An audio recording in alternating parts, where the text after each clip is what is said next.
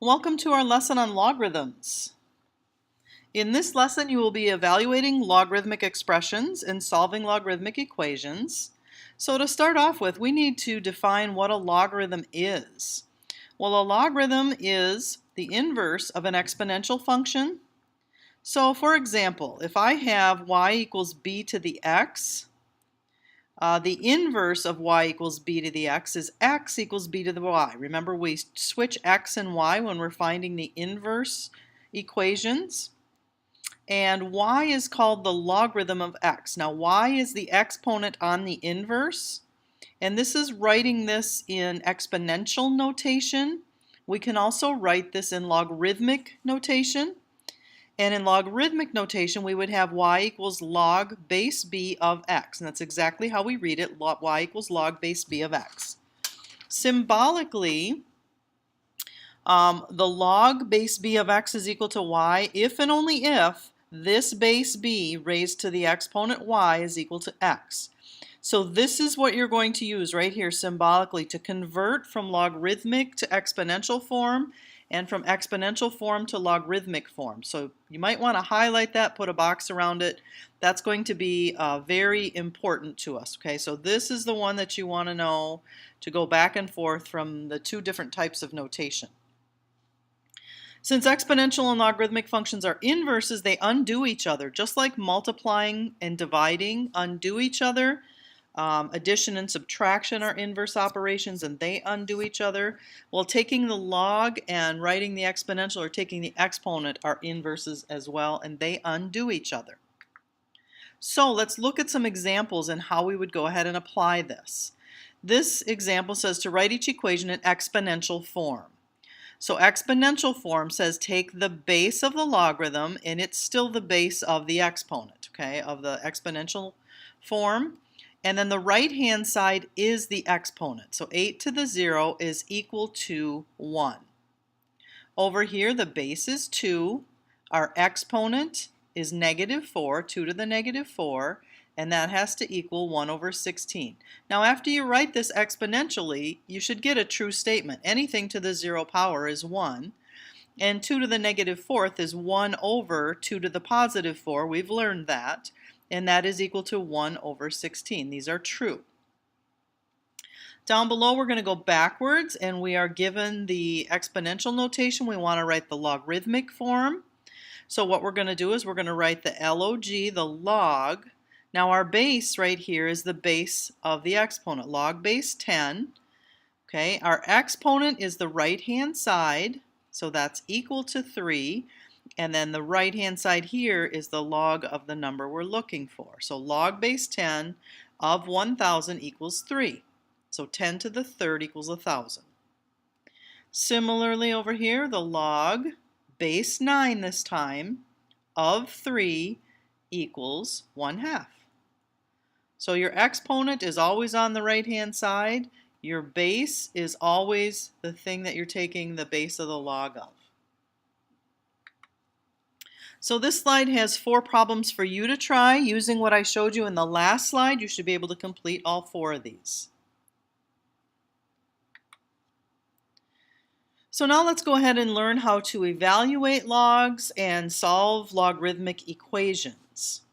So in this example, it says evaluate the log base 2 of 64. Well, we'll start out log base 2 of 64 is equal to something we don't know. This is what we're looking to solve. What is y equal to? Well, let's convert that to exponential notation. So we could say 2 to the y equals 64. And then if we could write 64 as a base 2, that would be helpful. So 64 is 2 to the 6th power. So if the bases are equal, then their exponents must be equal. So we know that y is equal to 6. So log base 2 of 64 is equal to 6. So that's our answer. Solving this one over on the right-hand side, log base 4 of n equals 5/2. So convert it again to exponential notation. So that says 4 to the 5/2 power is equal to n. And we have n equals 4 to the 5/2 power. So remember, base exponent equals this one. Well, there's 2 ways to solve this. You can recognize that a denominator of 2 in an exponent means the square root Or you could write this as a power of 2 so it will cancel out. So this one you could write 4 is really 2 squared, and then it's raised to the 5/2 powers. Well, now we have a power to a power, and those are multiplied. So when you have 2 over 1 times 5 over 2, the 2's cancel. So we're just left with 2 to the 5th power. So this one, we had 2 raised to the 2, right? And then raised to the 5/2. And I just want to make sure you're seeing where this is happening. So then these 2's cancel, numerator, denominator, and we're just left with 2 to the 5th power. And 2 to the 5th power is 32. Okay. The other way that you could have solved this one right at this point, I'll just go ahead and show you that just in case it makes more sense to you to do it this way. At this point, one of the ways you could do that, you could say 4, the square root, because that's what the 1/2 power is, right? And then take that to the 5th power, and the square root of 4, you know that is 2, and then it's 2 to the 5th, and either way, we still end up with 32. All right, so here's a couple for you to try, evaluating the log and then solving the log equation. All right, we have an equality property that says if we have a logarithm with the same base, then the log of those two numbers, those two things must be equal to each other. So as long as we have the same base here, then x is equal to y. And here's a specific example. If we have the log base 3 of x equals the log base 3 of 8, that can only be true if x is equal to 8. So we're going to use that property to go ahead and solve some equations. So let's look at this first one. It says the log base 5 of this expression is equal to the log base 5 of p. Well, that property says if these are equal, these logs have the same base, as long as this is true, we can just get rid of that log stuff and just put the expressions equal to each other. So that tells us p squared minus 2 has to equal p. Well, this is a quadratic equation. Let's bring the p to one side. So we have p squared minus p minus 2. You should be able to factor that. Factors of 2 that differ by 1 are 1 and 2. The signs are different. The bigger one's minus. So it's p minus 2, p plus 1. Remember, you can do FOIL on this, and you should get right back to where you started. So then we know that either p minus 2 is equal to 0 or p plus 1 equals 0. We set each factor equal to 0 and solve. The left side gives us p equals 2, and the right side gives us p equals negative 1.